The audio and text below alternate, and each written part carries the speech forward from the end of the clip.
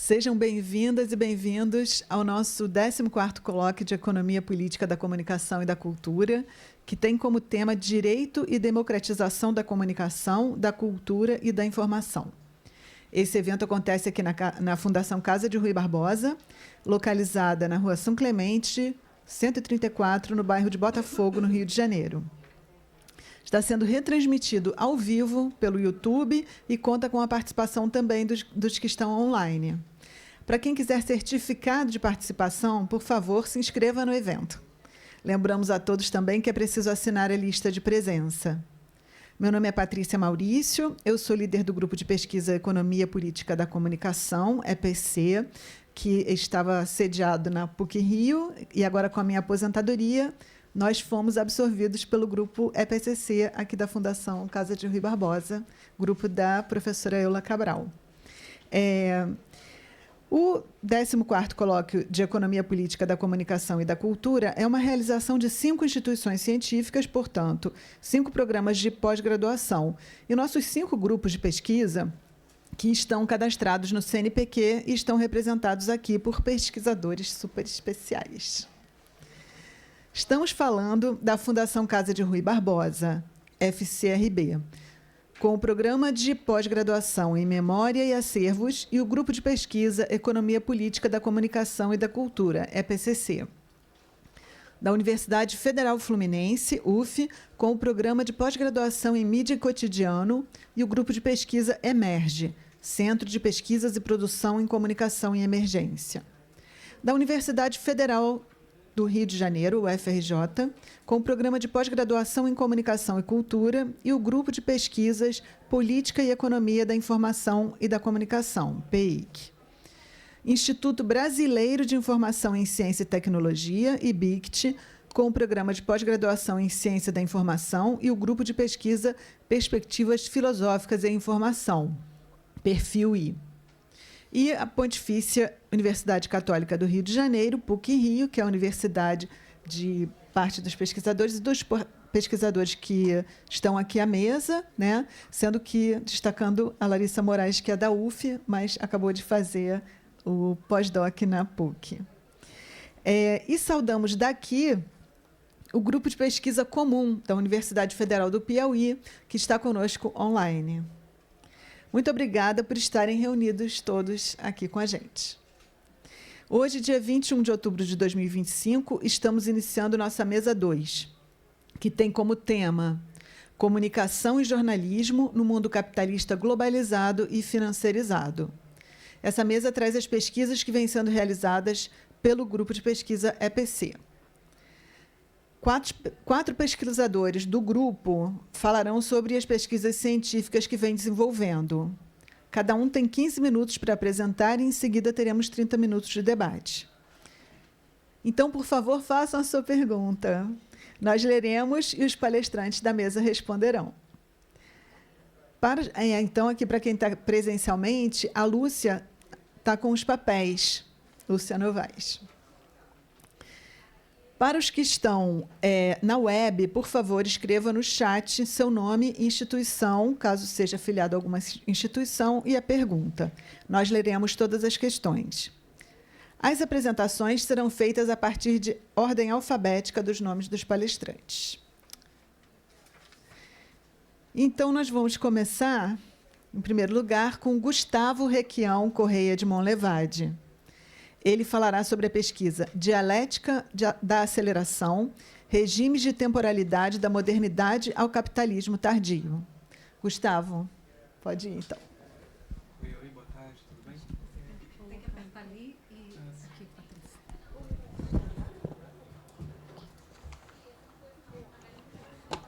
Aperta ali. Aperta. Tá captando?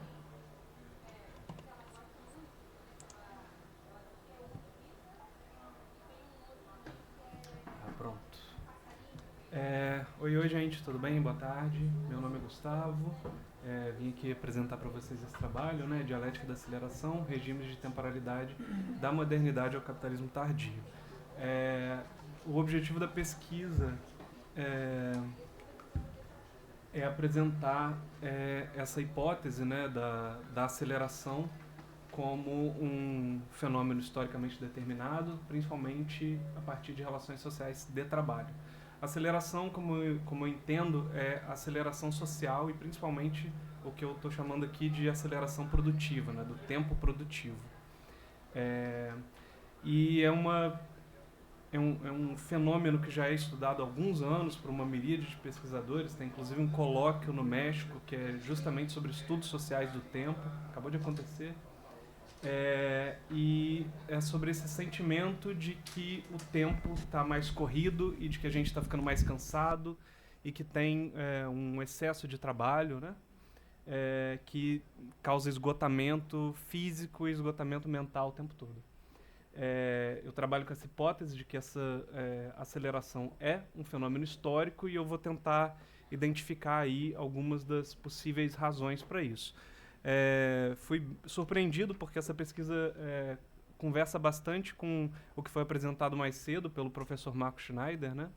Então, quem quiser dar uma olhada na apresentação dele, no canal da Casa Rui Barbosa também, acho que vai encontrar bastante pontos de contato entre as duas pesquisas. A pesquisa está num primeiro estágio de desenvolvimento, né? Então, ela ainda tem muito o que correr. E eu coloquei alguns possíveis desdobramentos, né? Que é a disputa entre temporalidades tradicionais e o tempo hegemônico, né?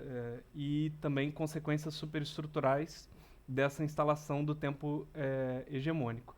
E, eventualmente, também eu vou chegar em temporalidades da nova estrutura produtiva, redes sociais, inteligência artificial. Hoje eu vou fazer só alguns apontamentos nessa direção. Então, a pesquisa trabalha a partir de 3 eixos, né? O tempo e a técnica, o tempo e o trabalho e esses apontamentos a partir do capitalismo tardio. Então, vamos estabelecer as bases aqui, né? Como eu falo de modernidade e capitalismo tardio, eu acho que é justo começar com isso. Eu trouxe aqui 2 teóricos, né? Um teórico bem conhecido como um teórico de modernidade, que é o Marshall Berman, e um teórico contemporâneo também para falar sobre efeitos do capitalismo tardio, que é o Mark Fisher. Eu aqui estou entendendo modernidade como expressão cultural e cotidiana do capitalismo e suas fases, ou seja, se é do capitalismo e suas fases, ele vai mudar de acordo com a fase do capitalismo e também vai mudar de acordo com cada formação social, com cada capitalismo, cada forma do capitalismo que se estabelecer. Então, se a gente está falando de uma perspectiva do capitalismo dependente, eu entendo a nossa posição como uma modernidade dependente. A pesquisa ainda não chegou lá, mas ela está se encaminhando para lá. E o capitalismo tardio como a expressão dessa fase atual, né? O Berman ele traz a modernidade como esse conjunto de experiências de tempo e espaço, de si mesmo e dos outros, das possibilidades e perigos da vida. E o Fisher traz o capitalismo tardio como esse momento em que a vida e o trabalho se tornam inseparáveis. Isso aqui vai ser fundamental. O capital acompanha até nos sonhos, né? O tempo ele deixa de ser linear e torna-se caótico e fragmentado. Eu vou tentar entender um pouco disso também. Eu trouxe algumas outras perspectivas de aceleração da temporalidade e são perspectivas que eu vou trabalhar criticamente. Porque, enfim, né, o Wilhelm Flusser é um teórico que hoje está muito vinculado ao design. Ele traz essa perspectiva da escrita linear e, hoje em dia, de uma escrita muito mais mediada por imagens, né? A temporalidade da escrita linear tem começo, meio e fim. Ela, como a própria escrita, ela é da esquerda para a direita, ou seja, você tem uma noção cronológica de tempo, e ele diz que, hoje em dia, as nossas experiências, principalmente em redes sociais, estão muito mais mediadas por imagens. Então, é uma temporalidade difusa da superfície da imagem. Você não tem entrada, não tem saída, então fica um tempo de percepção confuso. E o James Carey ele traz o telégrafo e um deslocamento do tempo em relação ao espaço. Ele diz que o telégrafo, pela primeira vez, ele foi um instrumento que teve a capacidade de se comunicar instantaneamente através de grandes distâncias. Você não precisa mais esperar não sei quantos dias para enviar uma carta, a carta atravessar grandes distâncias para chegar no destinatário. A comunicação ela é praticamente imediata. Eu vou criticar essas duas perspectivas pela via do determinismo tecnológico, né? Principalmente o que é levantado pelo professor Álvaro Vieira Pinto, no conceito de tecnologia, que é essa acepção ideológica que trata a técnica como motor do processo histórico. Bem, no meu entendimento e no entendimento do professor Álvaro Vieira Pinto, a técnica ela é sim, uma mediação do trabalho, mas ela é consequência do trabalho, uma consequência do trabalho que volta para, inclusive, mediá-lo, né? Então, a gente entende que o processo histórico ele se dá através de agentes históricos, e não necessariamente através da técnica. Sim, mediado pela técnica, mas ela não é o motor desse processo histórico. E o problema disso, retornando aqui, é que tanto o Flusser quanto o Carey, eles trabalham essa perspectiva de aceleração e de mudança de dinâmicas temporais a partir desses aparelhos tecnológicos, né, a escrita e a leitura de imagens, também entendidas como procedimentos técnicos, e o telégrafo como esse objeto que vai causar mudanças e rupturas na perspectiva do tempo. Então, se eu não trabalho a partir do determinismo tecnológico, eu vou trabalhar a partir de outra coisa. Eu trouxe aqui o Marx, especificamente o capítulo 13 do livro 1, falando sobre maquinaria em grande indústria. Por quê? O Marx ele passa uma boa parte do tempo desse capítulo, que é um capítulo bem longo, falando sobre os efeitos da aplicação da maquinaria no capitalismo. Por que no capitalismo? Porque ele entende que a maquinaria ela poderia acelerar o processo de produção humana e diminuir o tempo de trabalho, diminuir a intensidade do trabalho, diminuir o tempo da jornada. Mas o que a maquinaria faz é outra coisa. Ela, em geral, aumenta o tempo de trabalho, ela intensifica a jornada, você produz muito mais mercadorias e você tem uma diminuição do número de trabalhadores ocupados. Todos esses efeitos ele analisa dentro da formação social capitalista. Ele fala que numa formação que não é voltada para expropriação de valor e de mais valor de uma classe que trabalha, né, que vive do próprio trabalho, para usar a expressão do Ricardo Antunes, a gente poderia ter uma outra dinâmica mediada pelas máquinas. Mas no momento que o tempo, que é uma categoria essencial no capital, né, que o tempo ele é essa principal medida de determinação do valor, quanto mais você expropriar o tempo do trabalhador e mais expropriar a intensidade do trabalho, maior quantidade de mais valor você consegue extrair. Então é por isso que a maquinaria, em vez de facilitar, ela muitas vezes dificulta a vida do trabalhador. Então eu vou partir do Lukács, né, para falar sobre trabalho, porque para mim o trabalho ele esse fenômeno da aceleração, se a gente for voltar, por exemplo, no Flusser, ele trata a escrita como essa instituição que lineariza o tempo, né? Mas, se a gente for pegar, por exemplo, os primeiros relatos de aceleração que voltam lá do século XIV, eu vou falar sobre isso também, a escrita ela não era hegemônica na sociedade, você tinha uma parcela letrada muito pequena. Então, para mim, uma perspectiva de aceleração social do tempo, ela tem necessariamente que ser de ampla e larga escala. O que a maior parte das pessoas faz é trabalhar. E o que a maior parte das pessoas faz no tempo do cotidiano é trabalho, né? Se a gente trabalha 8 horas por dia ou mais e dorme, vamos dizer, 8, a gente passa pelo menos metade do tempo que a gente está acordado trabalhando. Então, para mim, essa seria a principal e a central mediação do tempo, né? O Lukács ele traz o trabalho como a fundação do ser social. Ele vai trabalhar a partir da noção de substância dinâmica, né? Que é algo que nos caracteriza de forma contínua, mas que modifica a si mesmo e nos modifica no processo. Então, esse processo do trabalho é um processo que ele é constante, mas ele é mutável, ele é dinâmico ao mesmo tempo. E ele é uma dupla mediação, ou seja, ele é fisiológica e teleológica. Você trabalha corporalmente, você emprega neurônios, músculo, energia para trabalhar, e você trabalha com um objetivo final que você antecipa. Já tem uma noção de tempo aí, né? De você trazer o futuro para cá. E ele é histórico e transhistórico. Então, ele esteve presente em todas as relações sociais humanas, em todo o tempo de relação social humana, mas ele vai variar de tempo para tempo. Eu trouxe aqui algumas formas de trabalho elencadas pelo E.P. Thompson, né? Que o trabalho escravo ele tem a expropriação total do valor e diminuição máxima do valor de reprodução social. O trabalho domiciliar e do servo da gleba são formações específicas do feudalismo, né? Que o domiciliar é mediado pelos ciclos da natureza e pela duração de determinadas tarefas.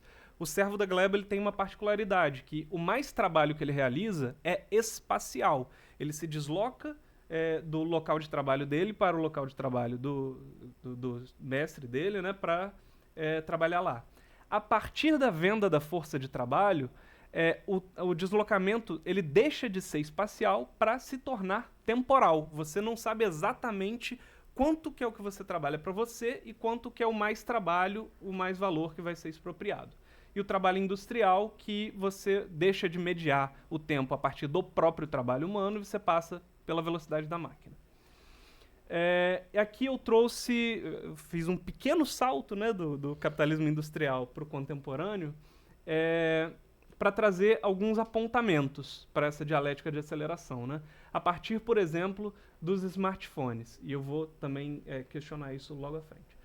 O smartphone ele tem a capacidade de borrar ainda mais a separação do tempo de trabalho e do tempo de não trabalho. O Jonathan Crary ele fala que no celular você, ao mesmo tempo que você pode fazer um gestual, o mesmo gestual de dizer boa noite, eu te amo para alguém querido, você faz uma transação financeira, bancária ou algo da ordem do trabalho, né?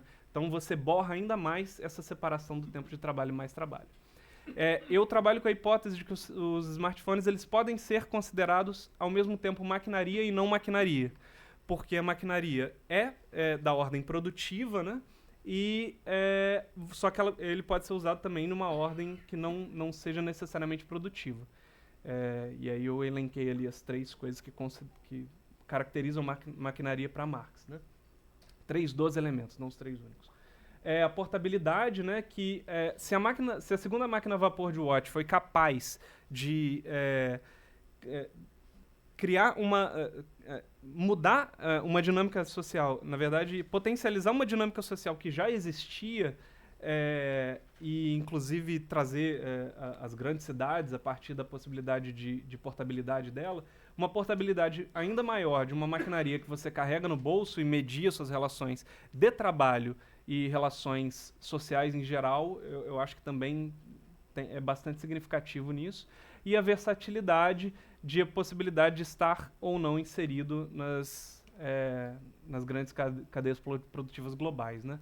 Só que todas essas coisas que eu trouxe que o smartphone faz já eram dinâmicas que estavam acontecendo antes do smartphone. Eu trouxe um relato especificamente do Richard Sennett, que é do final dos anos 90, que ele fala sobre a descontinuidade, né, do trabalho, uma ideologia de liberdade e flexibilidade que mistificam essa descontinuidade, fazem parecer uma coisa positiva, quando na verdade não necessariamente né? Um fracionamento e fragmentação do tempo, e você tem hoje em dia um avanço da forma de trabalho por peça. Hoje em dia a gente tem entrega por tarefa, mediada muitas vezes pelo smartphone também. Uma noção de autogestão e percepção, onde nós percebemos todos os tempos como tempos de potencial produtividade. Então você tem uma colonização do tempo produtivo em relação ao tempo livre.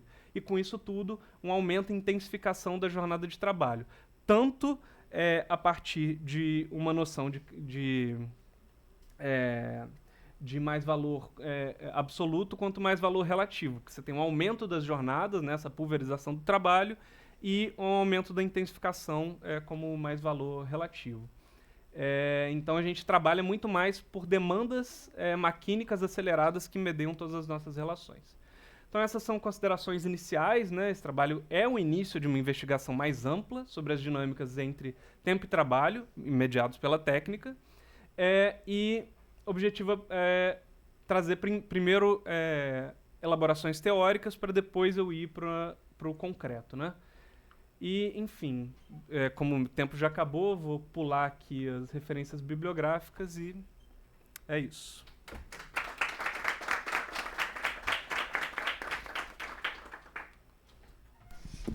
Muito obrigada, Gustavo. Ótimo. Bom, vamos lembrar a todo mundo que pode enviar suas questões, tá? Tanto online, quanto pelo chat, quanto aqui com a Lúcia. Bom, agora a gente vai ouvir a pesquisadora e professora Larissa Moraes, da UF, e que foi membro do nosso grupo de pesquisa também, quando fazia o seu pós-doutorado, e vai apresentar o trabalho Jornalismo Econômico e Capital Financeiro, uma análise nos jornais O Globo e Valor. Acho que eu vou tentar ficar em pé, porque eu estou muito perto ali da tela, né? Vamos lá, vamos ver se vai dar certo.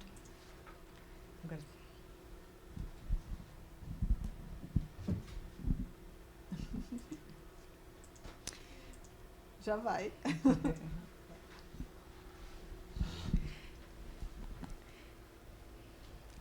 Oi. Embora eu esteja apresentando, esse trabalho foi feito por mim e pela Patrícia, né? Ela está ex-mediadora, então hoje eu fiquei com a missão aqui de falar com vocês. Mas eu vou falar um pouco dessa análise que a gente fez, né? De uma semana de cobertura. É um trabalho que está inserido na perspectiva de uma pesquisa maior que eu estou desenvolvendo. Aí eu vou até pedir para pular logo. Bom, não li o título, né? Jornalismo Econômico e Capital Financeiro, uma análise dos jornais O Globo e Valor. Primeiro, traçando um panorama do jornalismo econômico hoje, é importante a gente falar que a gente está falando de uma forma de jornalismo em que acontece uma subordinação muito grande, né, ao capital financeiro. Isso, na verdade, não é exatamente uma novidade. Olá. O passador, tá. A gente teve uma primeira onda mais intensa de financiarização do noticiário nos anos 90, no governo Fernando Henrique Cardoso. A Paula Politi é uma pesquisadora que estuda isso super bem. E ela vai mostrar como os bancos e financeiras passaram a ter uma influência muito grande sobre tudo que é noticiado na imprensa econômica. Na última década, eu tenho a hipótese de que isso se intensificou bastante a partir da entrada de uma série de grupos econômicos, grupos financeiros, compraram veículos econômicos no Brasil, principalmente de 2011 para cá, né? Então, tem um artigo meu com o André Cavallo, publicado já, em que a gente mostra essa nova etapa, apostando que existe uma intensificação dessa financiarização do noticiário. Então, hoje, dos 10 maiores veículos econômicos do país, os veículos com maiores audiências, 6 pertencem a algum banco ou instituição financeira. Dos 5 maiores, 4 pertencem a algum banco ou instituição financeira. Então, como disse há pouco a Suzy, de onde o dinheiro vem importa. Então, aposta que isso faz toda a diferença, né? Que a mediação jornalística teve um declínio a partir desse novo momento. Se antes o jornalista conseguia interferir um pouquinho ali, ele ainda tinha um papel de mediação um pouco mais importante. Isso se esvazia muito a partir do momento em que o patrão dele, não mais o anunciante, é o dono do local onde ele trabalha, né? Eu mesma que passo. Bom, aí aqui esse é um quadro, né, que mostra isso que eu acabei de falar. Por ordem de audiência, a gente tem Infomoney, Exame, Money Times, Valor Econômico, Seu Dinheiro. Eu vou ficar nos 5 primeiros por causa do tempo, mas desses 5 primeiros, ali em vermelho, é todo mundo que pertence a alguma empresa do ramo de capital. Então, só o Valor Econômico entre os maiores não pertence a um grupo editorial e não a um grupo financeiro. Então, o primeiro aqui, o Infomoney, ele foi adquirido pela XP Investimentos em 2011. E, de 2011 para cá, foram ocorrendo essas outras transações, ou de aquisição, ou de incorporação, né, ou de compra do capital, ou de entrada mesmo no ramo, né? Por exemplo, o Invest News é um título que já existia, havia pertencido à Gazeta Mercantil e foi reativado pelo Nubank. Todos eles fazem cobertura econômica com foco em cobertura financeira. Bom, então, isso foi um panorama inicial, né? Nesse momento, eu vou falar um pouco sobre coberturas específicas no jornal O Globo e no jornal O Valor Econômico. A gente fez análise de uma semana de notícias a partir de uma percepção. A gente escolheu uma semana específica, que foi a semana do anúncio do pacote fiscal pelo ministro Fernando Haddad. Está longe? Foi. Então, houve um abalo financeiro nessa semana, o dólar foi a R$6, né, as bolsas caíram, então assim, o mercado ficou muito agitado, né, e aí a gente foi entender como que o mercado compreendeu essas notícias sobre o pacote econômico. De maneira geral, a gente percebia ali que os agentes do mercado financeiro consideraram as medidas de corte de gastos insuficientes, e é isso que gerou esse movimento essa reação do mercado financeiro, né? Então, números aqui da nossa análise foram cerca de 16 chamadas, 11 matérias, 4 artigos e um editorial no Globo, no Valor, 11 chamadas, 38 matérias, 9 artigos e 4 editoriais, que a gente, na verdade, analisou as matérias que tinham a presença na primeira página, né? Para fazer esse recorte, a gente não analisou todas as matérias publicadas naquele dia, sim, né? Todas as que tinham destaque no jornal. E aí, dentro da perspectiva aí da economia política do jornalismo, a gente vai considerar que o noticiário produzido pelo Globo e pelo Valor é um produto intermediário para a venda da publicidade como produto final, né? Ele tem um formato de matéria-prima, mas ele também é um produto intermediário nesse contexto do capitalismo da comunicação. Então, essa é uma notícia que mostra mais ou menos o espírito do que aconteceu nessa semana. Os indicadores macroeconômicos divulgados nessa semana foram cooptados pela leitura do pacote fiscal. Então, o PIB, no dia 3 de dezembro do ano passado, ele tinha tido uma alta importante de 0,9% no trimestre, o que apontava para um crescimento no ano de 3,5%, o que é um número muito bom, né? Só que o tom da cobertura é como se tivesse acontecido uma coisa negativa. Foi assim, PIB mantém ritmo acelerado e pressiona juros e ajuste fiscal no Globo. E no Valor, demanda interna sustenta PIB, mas incerteza fiscal e juro elevado turvam o quadro para 2025. Então, a notícia foi uma notícia ruim. Meu Deus, o PIB cresceu, que horror. Enfim, essa notícia, em particular, foi o que motivou a gente a buscar essa semana, porque depois saiu desemprego, e o tom da cobertura do desemprego foi: meu Deus, o desemprego caiu, que horror, né? Porque, com isso, as pessoas vão ter dinheiro para comprar, isso pressiona a inflação, se pressiona a inflação, vai pressionar os juros, e tudo foi para o espaço e tal. Então, todas as boas notícias, isso tem de lá para cá, esse tom vem se mantendo muito próximo, né? Em muitos momentos isso continua acontecendo. Bom, então, quais foram as medidas do pacote? Vou passar bem rapidinho também por causa do tempo, mas houve um corte de despesas, né, de 70 bilhões, a isenção do imposto de renda para quem ganha até 5 mil. Algumas dessas medidas estão sendo votadas ainda, né? Ainda tem em acontecimento em relação a essa cobertura. O aumento da taxação para rendas acima de 50 mil mensais, o limite do aumento do salário mínimo, hoje só pode aumentar até, no máximo, 2,5%, dependendo do número da inflação, e o abono salarial era para quem ganha até 1.800 e pouco, e foi para quem ganha até 1.600 e pouco. Na verdade, o governo tem que fechar a conta, né? E aí, eu não sei se vocês lembram, mas o Fernando Haddad resolveu anunciar, junto com as medidas de corte de custos, a medida da isenção do imposto de renda para quem ganha até 5 mil reais. E aí o mercado pirou, né, completamente. A manchete que veio no primeiro dia, depois do anúncio do pacote, foi essa aqui: Lula inclui isenção de IR no pacote de ajuste e dólar tem máxima histórica. Medidas são anunciadas, mas o mercado reage e eleva a moeda a 5,91, após a inclusão de promessa eleitoral que impacta receitas. Então, todo o peso foi em cima do impacto que esse aumento da faixa de isenção no imposto de renda, que é alguma coisa que o Lula vinha falando que ele ia fazer desde a campanha, né? Então, como uma grande surpresa, e o governo super criticado, porque resolveu colocar essas coisas juntas como algo assim um pouco eleitoreiro, né? Então, isso marcou.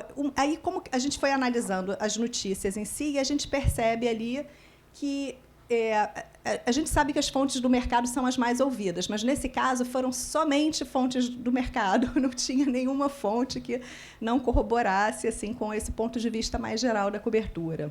Os contrapontos, pequenos contrapontos relativos, só aparecem na cobertura no dia seguinte em 2 artigos de opinião, do Bernardo Melo Franco e da Flávia Oliveira. O artigo do Bernardo foi o único que não teve chamada de primeira página. Então, embora a gente tenha analisado a primeira página, eu puxei umas coisas, porque o não dito também diz muito, né? Os dois faziam críticas ao pacote, mas as críticas que eles faziam era assim, era que o pacote era na direção oposta, né? O pacote, justamente, ele era bem-vindo por não atender a todos os interesses da Faria Lima, mas ele, ainda assim, usurpava alguns direitos dos trabalhadores, né? Então, não era que o pacote tinha sido insuficiente, mas sim que o pacote tinha ido até um pouco além do que o governo, sendo um governo de esquerda, deveria ter se proposto ali a fazer. Então, é isso, a fala aqui da Flávia. Embora desidratem direitos sociais, não satisfazem os bambambãs das finanças. No Valor, nem isso, né? Acho que no Valor, nem no Globo, ainda teve esses pequenos contrapontos. A manchete do Valor, nesse primeiro dia do pacote: Haddad anuncia corte de 70 bilhões, isenção de IR até 5 mil e taxação de renda acima de 50 mil. Então, a manchete tem um tom um pouco mais neutro, né, até do que a do Globo, mas aí, no subtítulo, eles falam: o ministro informou linhas gerais do pacote após dias de tensão nos mercados. Medida do imposto de renda pode custar até 40 bi aos cofres públicos. Então, portanto, também aqui, né, a ênfase no que o governo, no que se perde ali de arrecadação, e aí um questionamento sobre a capacidade do governo de fazer esse ajuste fiscal. Fica evidente, eu vou até parar de ler assim, tudo, né, porque agora eu já vi que tenho pouquinhos minutos, mas fica evidente que não existe, então, uma preocupação com os trabalhadores de renda mais baixa, que saem ganhando, por exemplo, com a medida mais criticada, que foi a do imposto de renda, e uma lembrança de que o salário mínimo dita os gastos do governo quando você trata de aposentadorias. Então, o ponto positivo seria a limitação do aumento do salário mínimo, né? Isso daí, a gente, como repórteres de economia, eu e Patrícia viemos, ambas fomos repórteres, né, de economia, e nós entrevistamos muitas vezes, né, especialistas em contas públicas que reafirmaram muitas vezes, por muitos anos, que era impossível o governo aumentar o salário mínimo, porque isso ia quebrar o país, ia quebrar a previdência do país. Bom, o Lula fez essa política e não só não quebrou o país, como inverteu o processo, né, inseriu classes trabalhadoras no consumo e fez uma série de coisas que não cabe aqui a gente detalhar muito, mas a gente sabe, né, que essas certezas, muitas das certezas que as fontes econômicas apresentam são certezas que não se comprovam ali na vida econômica real. Essa matéria foi curiosa. Essa matéria, foram ouvidos 5 economistas. Olha quantas fontes ouvidas para a mesma matéria. Um da Oris Asset Management, outro do INSPER, que pertence ao IBMEC, né, ao mercado de capitais, a XP Investimentos. A Warren Investimentos é uma consultoria criada por ex-XP Investimentos, e a Rio Bravo Investimentos, que trabalha ali o Gustavo Franco, né? Então, todos eles pessoas bem alinhadas, né, com o ponto de vista do mercado financeiro. Então, a gente percebeu que a pauta de interesses do mercado se fez muito claramente refletida na abordagem sobre o ajuste e aí sobre todos os indicadores macroeconômicos divulgados nos dias próximos. E aí a gente, então, confirmou a nossa premissa e ganhou novas nuances, essa nossa premissa, como revelada nessa frase aqui. A frustração em relação ao pacote fez importantes bancos estrangeiros revisarem para cima as suas projeções para a trajetória da Selic. Então, quando um banco ou financeira revisa para cima a sua perspectiva para os juros, isso ganha força para se tornar uma profecia autorrealizável, né? Porque, quando o mercado aumenta o juro futuro, isso acaba sendo mais um motivo para o aumento real dos juros nas reuniões do Comitê de Política Monetária. Então, uma espécie de profecia autorrealizável ali que o mercado vai criando. Então, os bancos eles acabam operando para uma subida dos juros efetiva, né? Então, os dois jornais defenderam os cortes como o único meio para evitar a inflação. Não se cogita, quer dizer, não se lembra no discurso que, quando você tem aumento de demanda, se você aumentar a produção também, você atende as pessoas e aí os preços não aumentam. Mas isso não é posto, né? Essa alternativa não é posta no debate. Você acaba omitindo que o próprio governo paga essas taxas de juros altas, né? Quando você separa contabilmente o superávit primário do superávit não primário, né? O superávit normal, porque o superávit primário você não inclui o valor que se gasta com pagamento de juros, né? Então, mas só que o governo vai ter que pagar do mesmo jeito. Então, ele cumpre a meta, mas ele está arcando com aquele gasto, porque a dívida pública ela é financiada pelo juro que o próprio governo estabelece. Coisas que não vão aparecer aí também na cobertura. A economia não é tratada como uma ciência humana, com efeitos sobre a vida diária das pessoas. E aí o discurso indicando que o país não pode distribuir renda é muito presente, né? Porque eu li estranho, deixa eu ler melhor aqui. Discurso indicando que o país não pode distribuir renda porque isso afeta a contenção de gastos do governo. Acho que eu consegui ficar mais ou menos no tempo. Obrigada. Estou à disposição.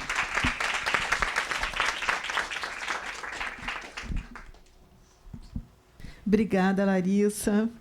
Bom, então, dando seguimento aqui, vou voltar a lembrar que todo mundo pode fazer perguntas, né? Tanto via chat quanto com a Lúcia aqui, que está com os papeizinhos, para quem está presencialmente. E agora a gente vai ouvir a pesquisadora de doutorado Luana Matos do Nascimento, que vai apresentar a pesquisa Influenciadores Digitais, uma nova forma de trabalho no neoliberalismo. Então, Luana, é com você.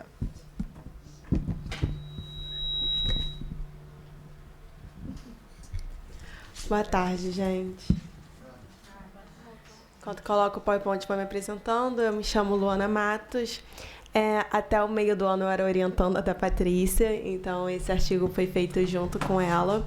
E agora eu sou orientanda da Tatiana Dourado no PPG-Com da PUC-Rio. Coisinha.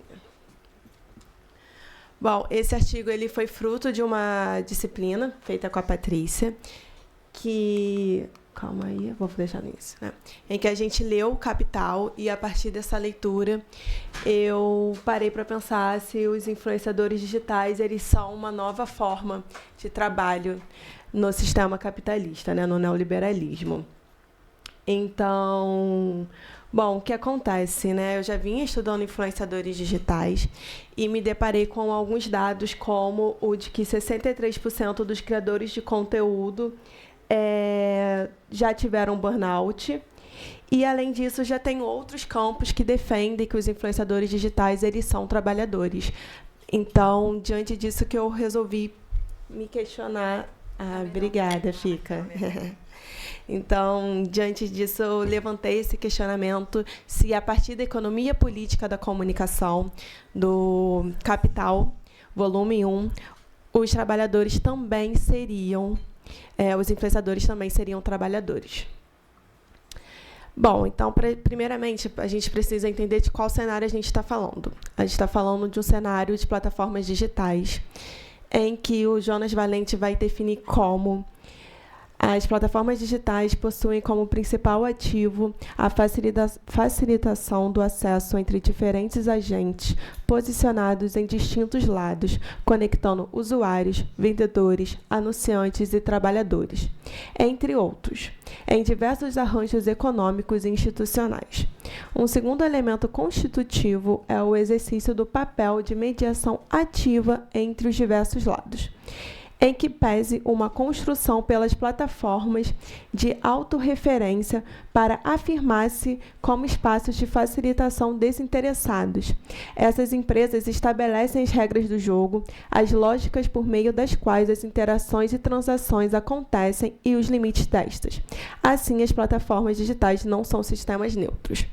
Então, o que ele está querendo trazer com isso, né?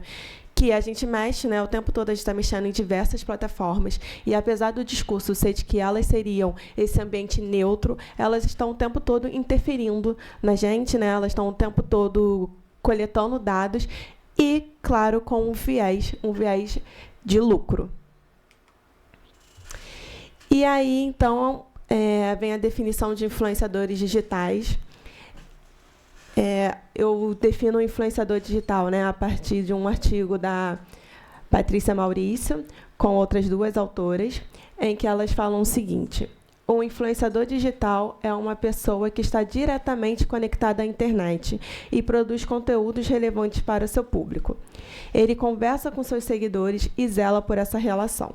A métrica para avaliá-los e classificá-los como influenciadores digitais é o número de compartilhamentos, comentários, curtidas e marcações que eles recebem.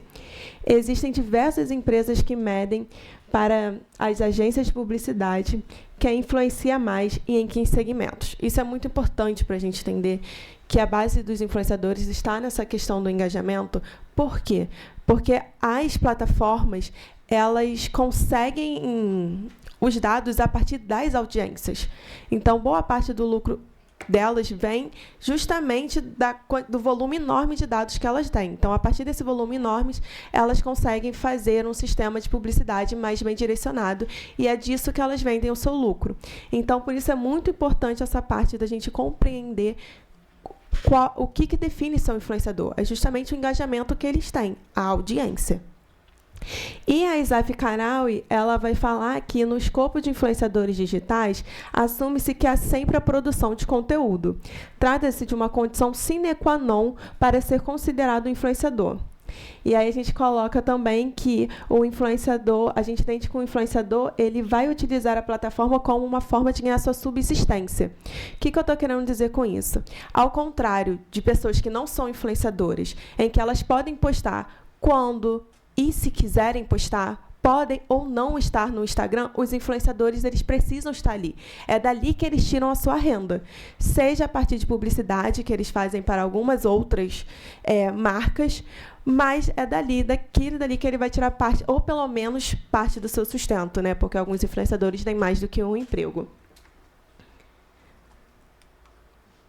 Então, a partir disso, eu entro no conceito de trabalho para Max, né? Porque, como eu falei, eu estou tentando definir o influenciador como um trabalhador de plataforma a partir da economia política da comunicação, aliás, a economia política crítica, né? E, bom, então, primeiramente, Marx vai definir trabalho de uma forma geral. E ele vai dizer que o trabalho é um processo em que o homem, por sua própria ação, medeia e regula seu metabolismo com a natureza, a fim de se apropriar da matéria natural de uma forma útil para a sua própria vida. Ele põe em movimento as forças naturais pertencentes à sua corporeidade. No final do processo de trabalho, chega-se a um resultado que já estava presente na representação do trabalhador no início do processo, ou seja, um resultado já existia idealmente. E aí aqui ele vai comparar o ser humano com a abelha, né? Ele vai falar que, ao contrário da abelha, a gente já faz um trabalho pensando no resultado. Então, aqui ele está falando de trabalho de forma geral. É algo que o Gustavo ele já adiantou um pouco. Então, por exemplo, quando você faz um prato de comida, você está estabelecendo um trabalho. Mas dessa forma genérica, não é o trabalho necessariamente no sistema capitalista. E aí a gente entra no trabalho no sistema capitalista. O sistema capitalista, Marx vai falar que se baseia na compra e venda de mercadorias. Então, o trabalhador, dentro desse sistema, o que ele vai ter para vender é a sua força de trabalho. E essa é a diferença do sistema capitalista para anteriormente. Então, aqui a gente passa a entender o trabalho vinculado à subsistência. O trabalhador ele vende a sua força de trabalho, ele vai ganhar um valor, que é um valor que o sistema vai entender como o suficiente ou minimamente suficiente para ele se manter dentro desse sistema. E é muito importante a gente entender essa parte, né? Basicamente isso. Então, ele vai falar sobre o trabalho abstrato, socialmente necessário, que é a média social para a produção de uma mercadoria. E essa ideia mesmo da força de trabalho que eu já falei.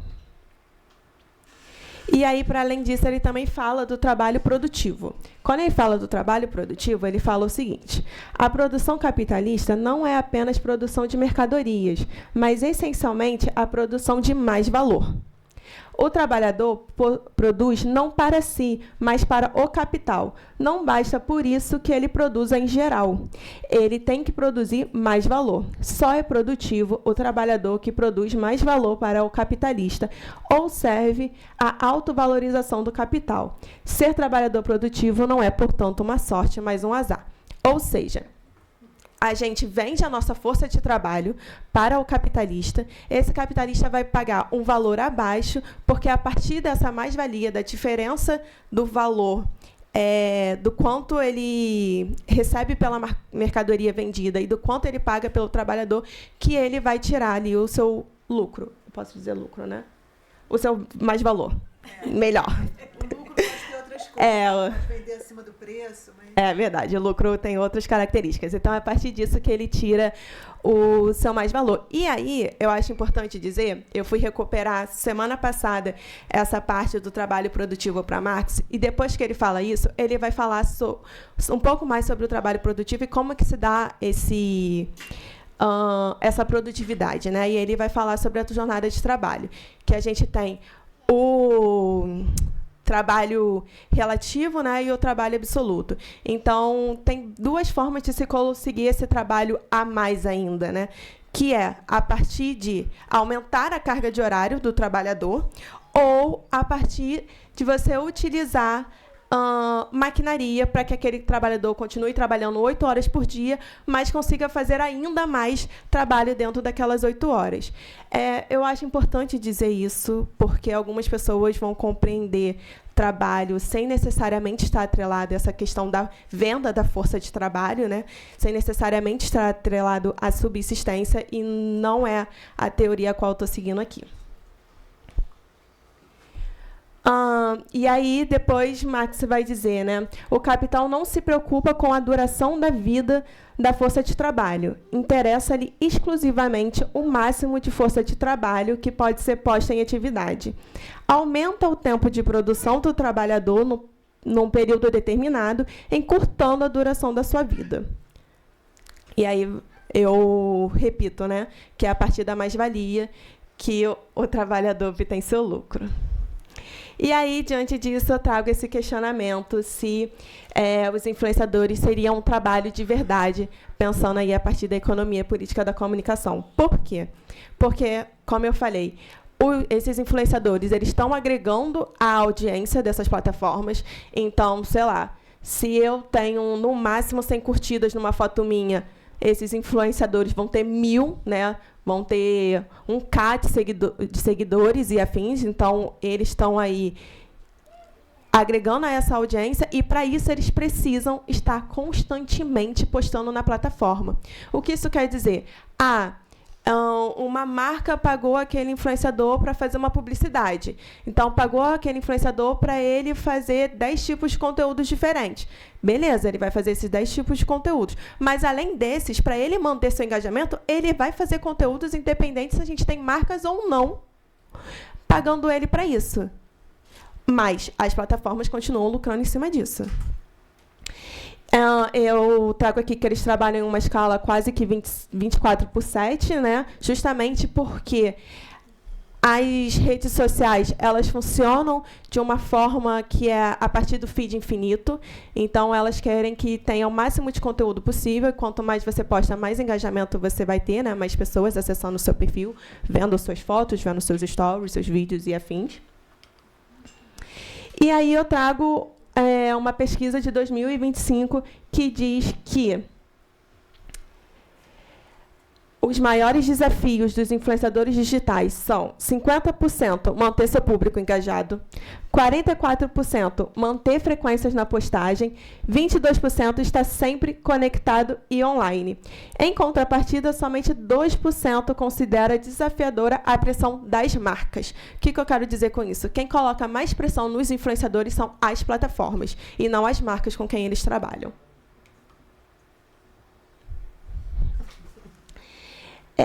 E aí a gente já vai ter alguns autores, né, falando sobre a questão dessa exaustão que os influenciadores sentem, né, ansiedade, depressão, burnout e afins, consequência dessa lógica das plataformas.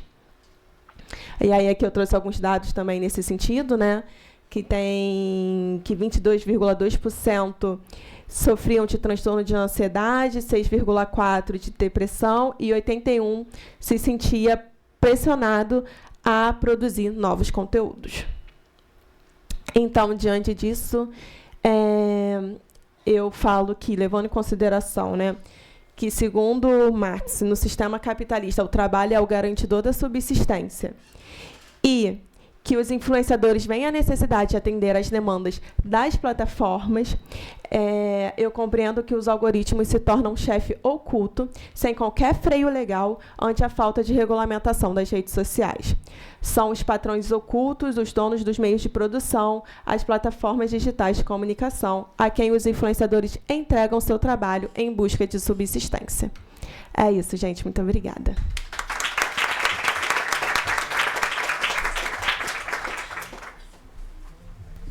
Muito obrigada, Luana. Gente, então, mais uma vez, lembrando, quem quiser fazer perguntas, né? E às vezes é muita coisa para resumir na apresentação e coisas que estão na pesquisa não podem ser ditas, né? Então, vale a pena para quem tiver dúvidas ou alguma curiosidade a mais, fazer uma pergunta.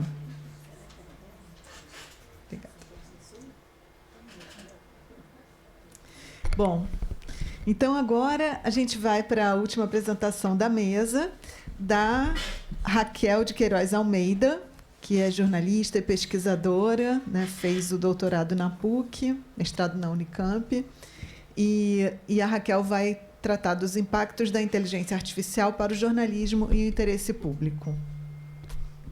Oi, boa tarde a todas e todos, muito bom estar aqui nessa casa. Essa pesquisa, eu fiz com a Patrícia essa pesquisa, ali está sem o crédito, um erro crasso aqui meu. Claro que não.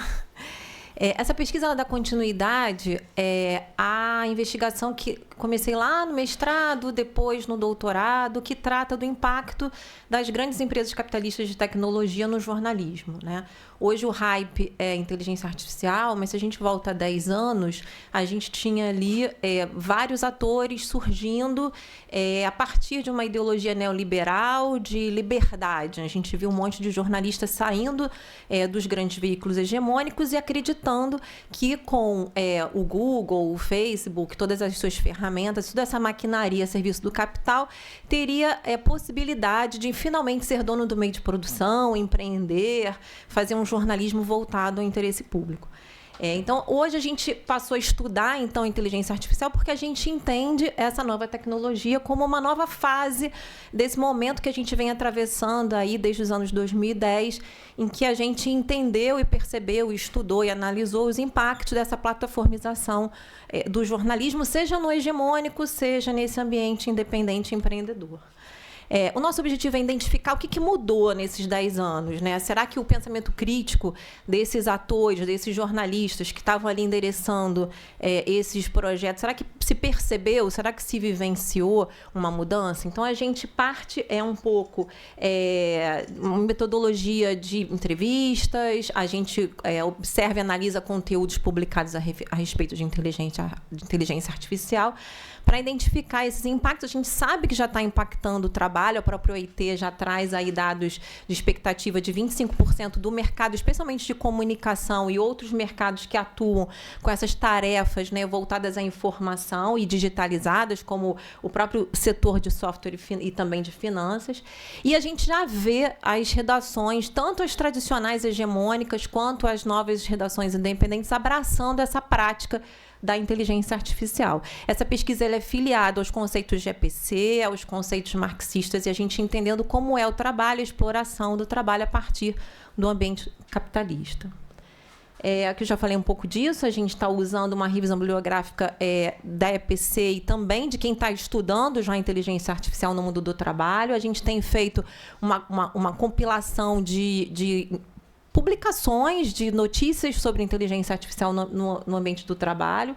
A gente tem entrevistado jornalistas que estão trabalhando já com inteligência artificial, seja de uma forma organizada em redações, por exemplo, a gente tem normas e políticas já criadas por alguns veículos hegemônicos e os jornalistas estão sendo impactados por isso, ou também a gente também tem ouvido as associações. No caso aqui, a gente já ouviu a Associação Nacional de Editores de Revistas, a Associação Nacional de Jornais, porque tem uma grita, nesse primeiro momento, do impacto que isso está trazendo para os negócios. Então, a gente já percebe que houve uma mudança se a gente, em 95, 96, lá no início do ambiente digitalizado para a produção de conteúdo, todo mundo compartilhava da cartilha do Bill Gates que falava o conteúdo é rei, vamos lá, vocês não vão perder relevância. Hoje a gente vê que o momento das empresas de comunicação é diferente, porque elas entendem que seus negócios estão sendo ameaçados por mais uma maquinaria a serviço do capital e, de novo, essa maquinaria controlada por grandes conglomerados do qual eles não conseguem mais interagir com eles, né? A gente já vê várias aplicações e modos de fazer. Então, você tem de chatbot criado para responder perguntas sobre imposto de renda, até edições completas de jornais que já são feitas por inteligência artificial. A gente vê manipulação de conteúdo, de imagem, a gente vê personalização de conteúdo, a gente vê distribuição de conteúdo, tem casos horrorosos, como essa capa da Veja que todo mundo falou dela, a mão de 6 dedos. A gente vê aquela coluna do Joaquim Ferreira que teve aquela imagem horrível que todo mundo também comentou nas redes. A gente tem ali algumas indicações de conteúdo que mostram que o conteúdo já está sendo feito por inteligência artificial, e também a gente já vê os próprios veículos lançando os seus projetos internos, uma forma de tentar controlar um pouco esse ambiente e não ficar tão refém.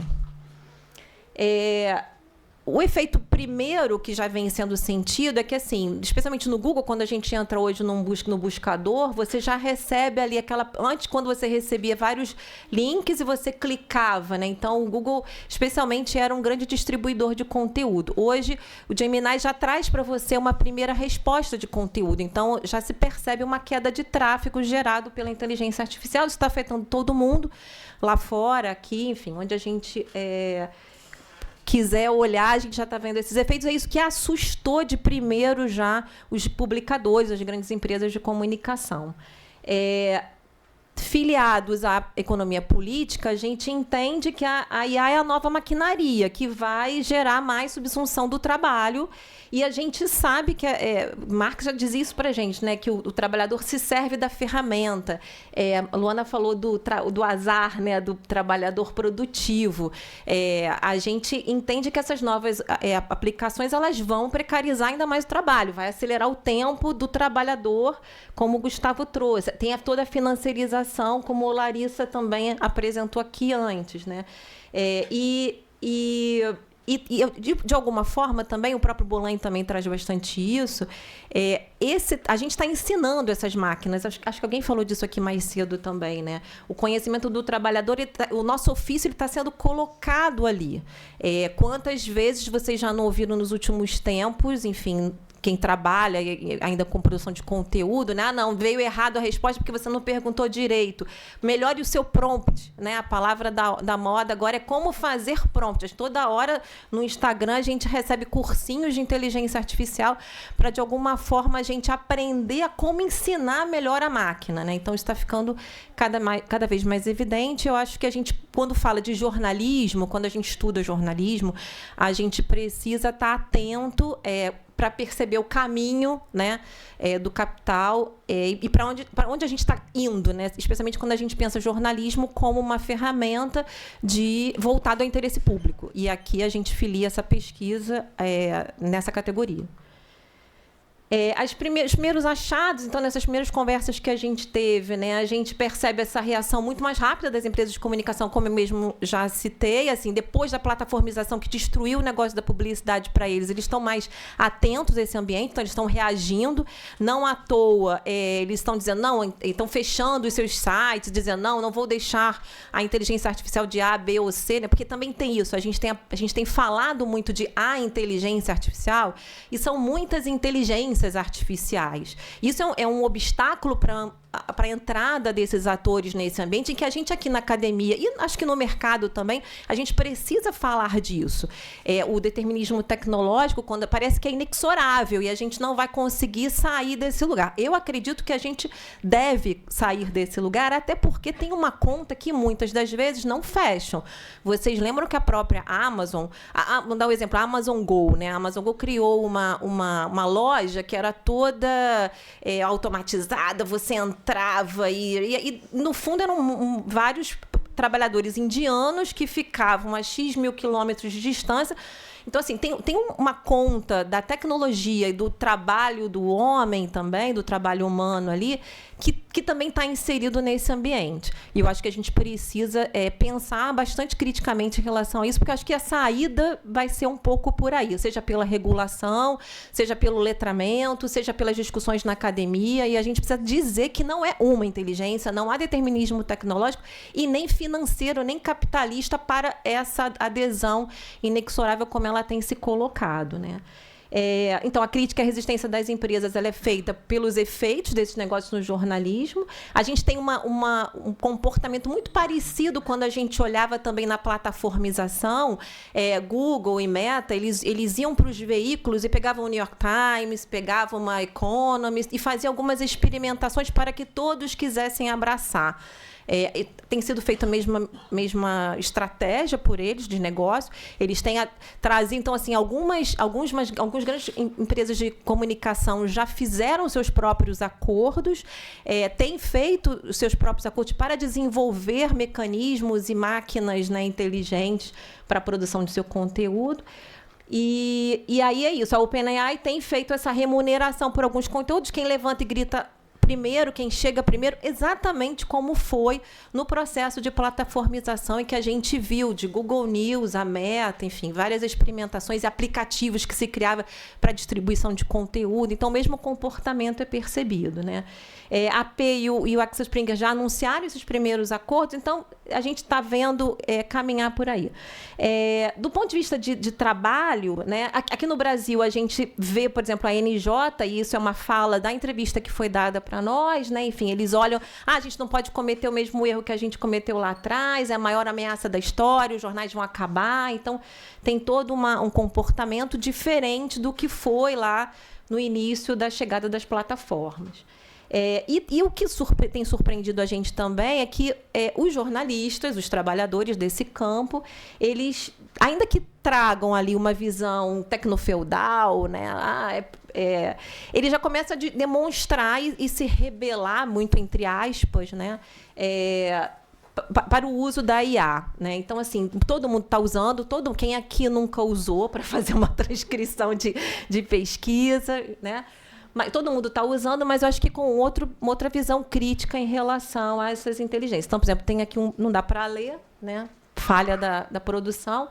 Mas a Cecília Oliveira, por exemplo, saiu da Abrage porque o evento que eles estavam organizando estava sendo patrocinado por uma empresa de inteligência artificial. Ela falou, não quero mais fazer parte dessa diretoria, né? Eu vou sair.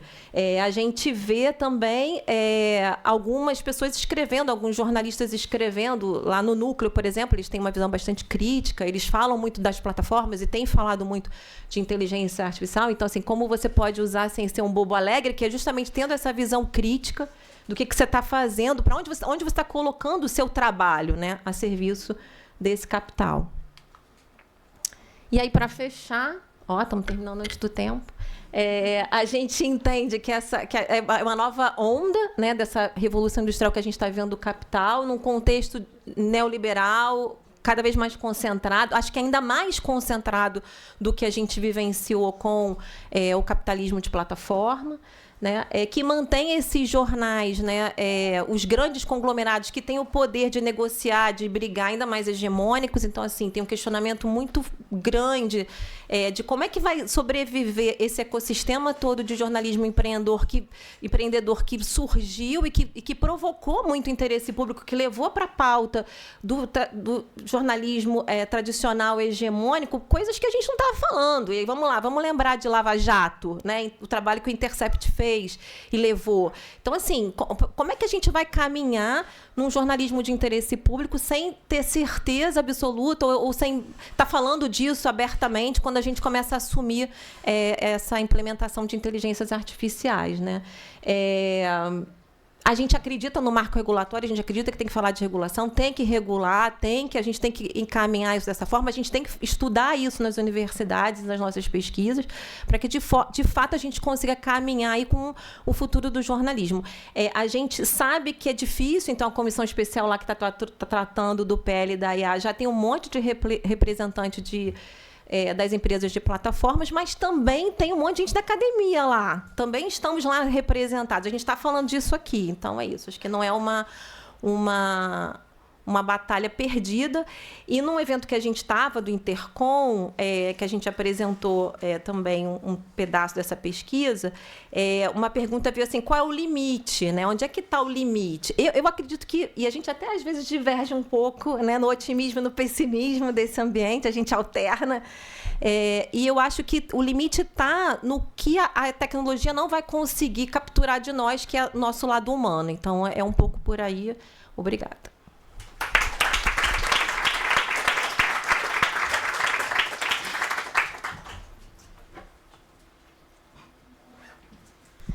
Muito obrigada, Raquel. Valeu. Gente, olha só.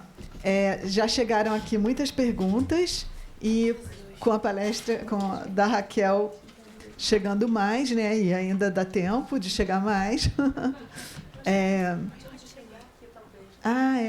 Vamos desligar. Eu não sei como que...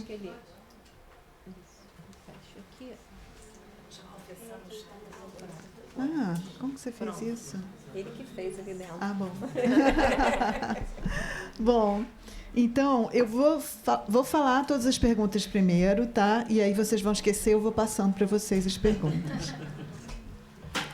Professor Henrique Antum, da EcoFRJ, ele perguntou: se o trabalho é quem produz o capital, como isso afeta a produção da mercadoria notícia? E eu acho que, especialmente, Raquel e Larissa podem falar isso, né?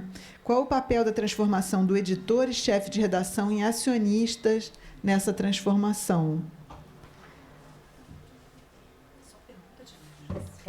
Mas vem mais, tá? Tem outro. Ainda do professor Henrique Antum, tá? A exigência de transformação de operadores de notícia em empresários e empreendedores sem direitos e vinculação trabalhista com a empresa de comunicação radicaliza a mudança da informação em mercadoria? E aí, vou passar para a Raquel, mas também Larissa pode. E, obviamente, claro que se Luana e Gustavo, mesmo pesquisando jornalismo especificamente, quiserem também tratar disso, porque de mercadoria vocês entendem. De que maneira o interesse da força de trabalho em lutar por sua autonomia na relação com o domínio do capital atua na transformação da comunicação da sociedade em rede? Tá? Também do professor Henrique Antum.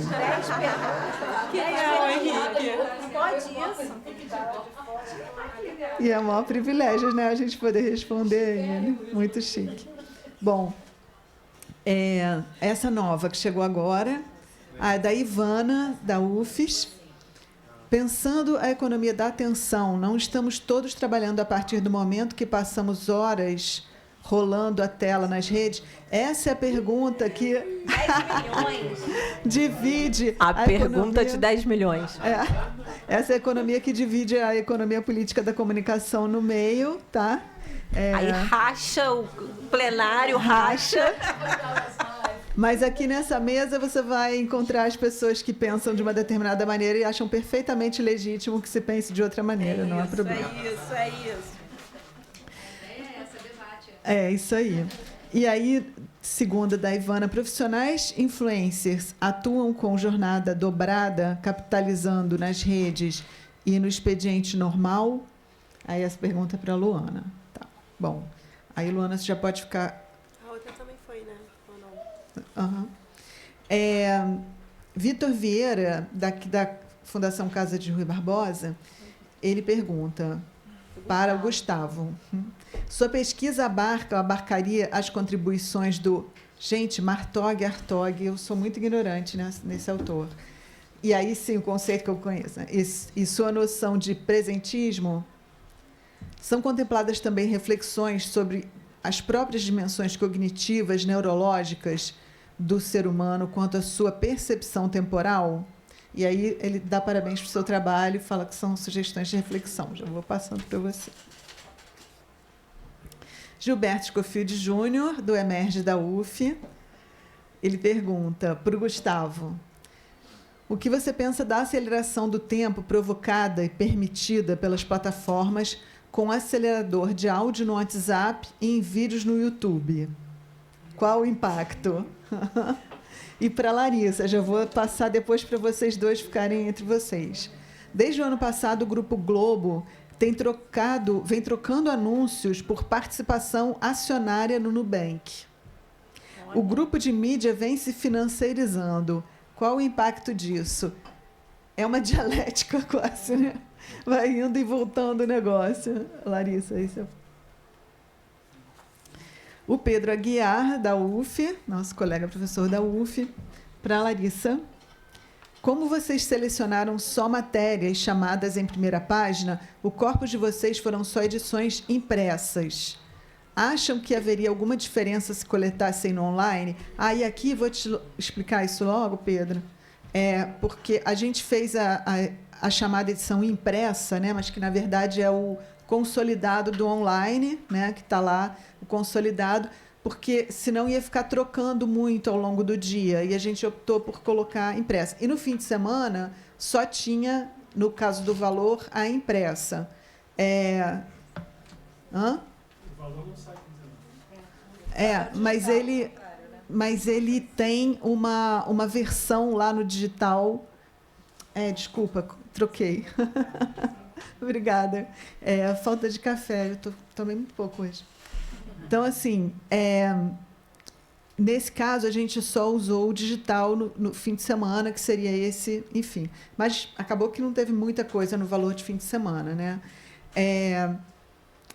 Mas, assim, dando uma olhada geral, porque a gente, obviamente, acompanhou isso, não teve muita diferença, não, tá? E aí você falou, PS... O divertido de citar fonte do INSPER é que de onde o Haddad é professor. Bom, ele também foi da USP, né? Mas o INSPER se eu bem me lembro, né, dos caras do Banco Garantia, todos aqueles que a gente conhece bem, de tempos passados e escândalos passados também, né? Bom, então vou passar... Bom, mas eu acho que eu já respondi, né? Não vou passar. O Patrick Porto, da UERJ, pergunta: tem havido críticas severas ao Washington Post, ao seu editorial, desde sua aquisição pelo Jeff Bezos. Vamos lembrar que é da Amazon, né? Em 2013, sim. No Brasil, o Nubank agora é estampado no Jornal Nacional. Vamos de novo. O movimento parece global. Quais são as estratégias para se garantir a independência do jornalismo? Outra pergunta de 1 milhão de dinheiros. Já se desenhou essa contraofensiva pelo jornalismo? Essa eu vou dividir a bola entre Raquel e Larissa. Uma responde, depois passa para outra. E temos uma pergunta da Lúcia Novaes para a Luana. A Lúcia é do BPGECOM da UFRJ e do Grupo EPCC.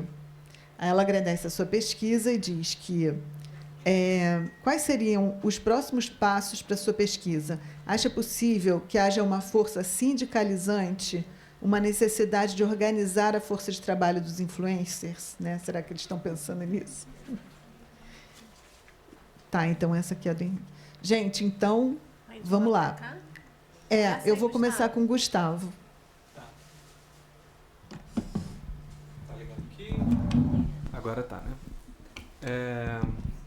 Eu vou começar pela polêmica, pode ser? Sempre. Pode. Então, vamos lá.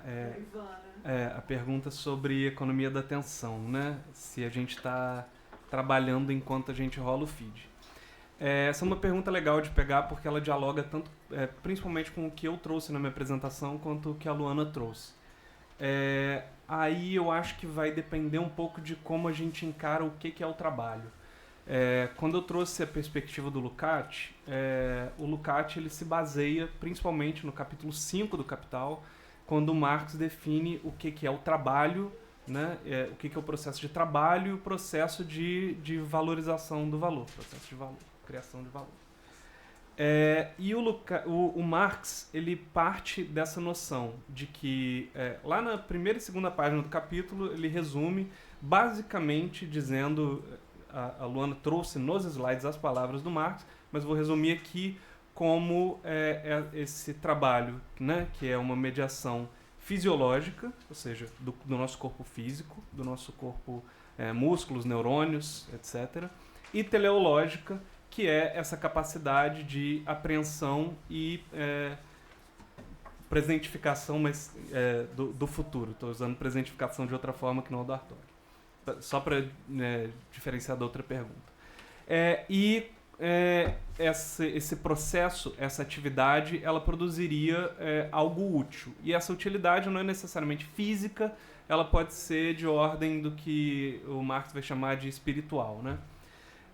Então, para mim, essa polêmica de se a gente está trabalhando quando a gente rola o feed ou não, é uma polêmica muito presente na EPC. Para mim, não estamos trabalhando enquanto rolamos o feed.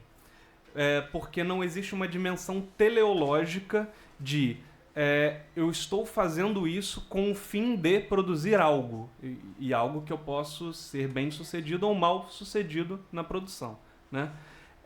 Quando eu estou rolando o feed, eu não estou fazendo atividade de trabalho, eu estou fazendo atividade de consumo.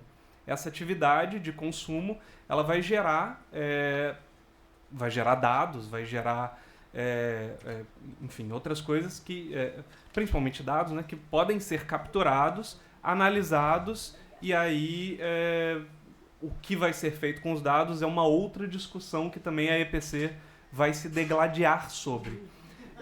Mas para mim é uma atividade de consumo, não uma atividade de trabalho.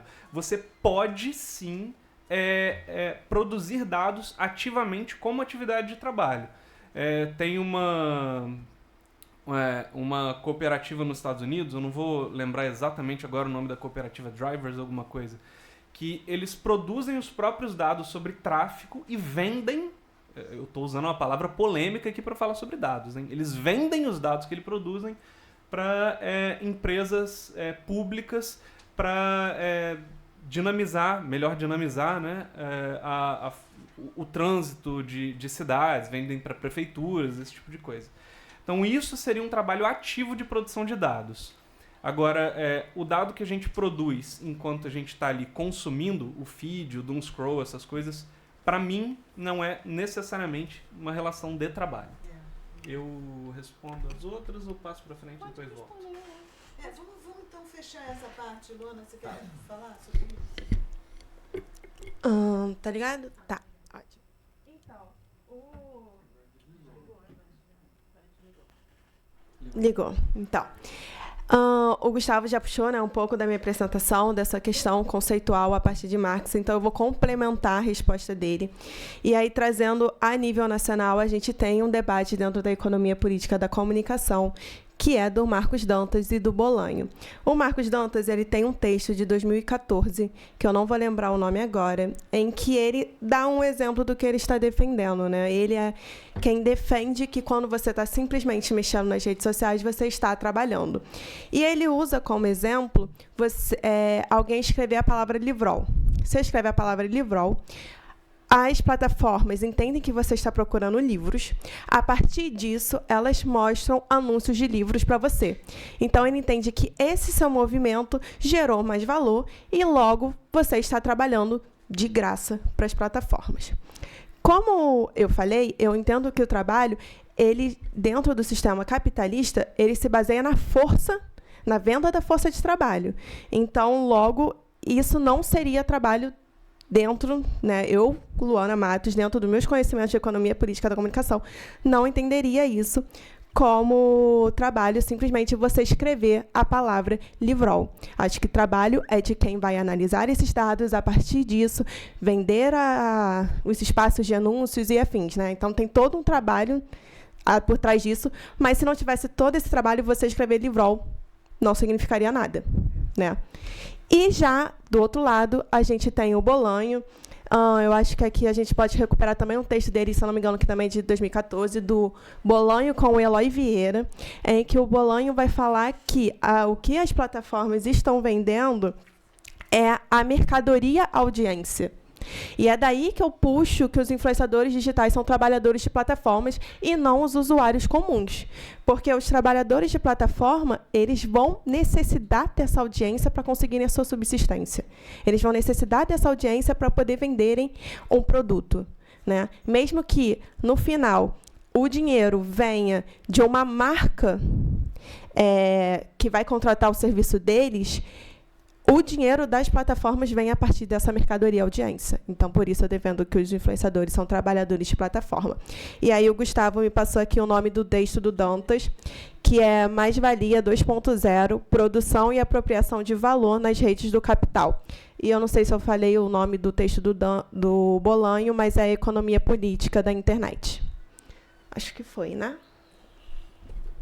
Aí só para também complementar, né, esse debate, que é um debate que acontece toda vez que se reúne gente da economia política, é um debate que acontece também no nosso grupo de leitura das segundas-feiras, uma vez por mês aqui, né? Enfim, mas se a gente for lembrar diante da internet, né? Então você está assistindo uma novela, por exemplo, o Jornal Nacional e tudo mais. Então essa forma da gente ver, ela era medida, a audiência sempre foi medida aqui no Brasil pelo Ibope, né? E aí o programa dava mais Ibope, dava para aquela emissora vender o espaço publicitário mais caro. Um programa com um Ibope menor vende mais barato. E a gente estava ali, no nosso lazer, vendo a novela ou vendo o Jornal Nacional e tal, a gente estava dando audiência, mas não estava trabalhando para a Globo, né? Então, é a mesma coisa. Agora, óbvio, a gente fornece mais dados do que a gente fornecia quando a gente estava assistindo, porque o dado que a gente fornecia, se a gente estava sendo medido pelo Ibope, né, porque aí a gente podia estar ou não dentro da amostra do Ibope, mas se você estava dentro da amostra do Ibope, você informava para o Ibope quem era você, né? Aí já se sabia qual era a sua classe social, se era homem, mulher, renda e tal, né? Algumas informações. E aí eles iam vendo que aquela pessoa, com todas essas características, ela estava vendo o programa tal, ela estava vendo o começo da novela, mas depois ela se desinteressava e desligava, então aquela novela tinha que melhorar se tantas pessoas... X pessoas estivessem fazendo isso, a novela precisava dar uma mudança de rumo, etc. Então, você ia dando informações para as emissoras, mas você não estava trabalhando para as emissoras. E, da mesma forma, agora. A gente não vai conseguir aqui entrar em todos os complicadores dessa história, mas, basicamente, é isso que a gente enxerga, tá? Mas todas as outras opiniões são válidas. Esse não é um debate fechado. Sim. Tem dois, tá? Já estou bem. Então, não, tá ligado. O comentário do Gilberto, eu não sabia, Gilberto, que havia esse movimento de troca de participação acionária do Nubank no Globo. É uma informação super importante, assim. Eu acho que só mostra, né, que o espaço ínfimo que havia se reduz cada vez mais. Está desligado? Eu tenho que falar. Não, estava ligado. Agora chega mais perto. Não, estava ligado. É que eu acho que eu estava longe. Então, eu acho que isso só mostra, então, que não vai ter para onde correr, né? Assim, o espaço se reduz. E essa informação é importante para mim, então eu te agradeço, vou até procurar saber mais a respeito. A outra pergunta... se desenhou uma contraofensiva pelo jornalismo, né, em relação às estratégias para se proteger dessa influência. Também é isso, a pergunta de $1 milhão, eu acho que não tem uma estratégia. O que a gente tenta construir, eu acho que esse caminho da leitura crítica da mídia, né, a gente percebe que as pessoas não sabem que existem sites que pertencem a esses bancos, eles não sinalizam, é muito difícil encontrar nesses sites a informação. Eu fiz uma pesquisa em que eu entrava e procurava um por um, é bem escondido em geral, o grau de transparência é baixo. Então, ao falar disso, né, ao fazer alguns trabalhos em escolas com leitores, com jornalistas e com futuros jornalistas, a gente faz um trabalho um pouco de formiguinha para sinalizar que o cenário é esse, para tentar desnaturalizar que esse ponto de vista transmitido nas notícias econômicas seja percebido, né? Porque, às vezes, até mesmo pessoas que trabalham nisso, pessoas experientes, inteligentes, eu fiz algumas entrevistas com jornalistas, e a percepção deles, conforme você vai fazendo algumas perguntas, eles se dão conta de algumas coisas que eles mesmos não tinham parado para pensar, né? Eles associam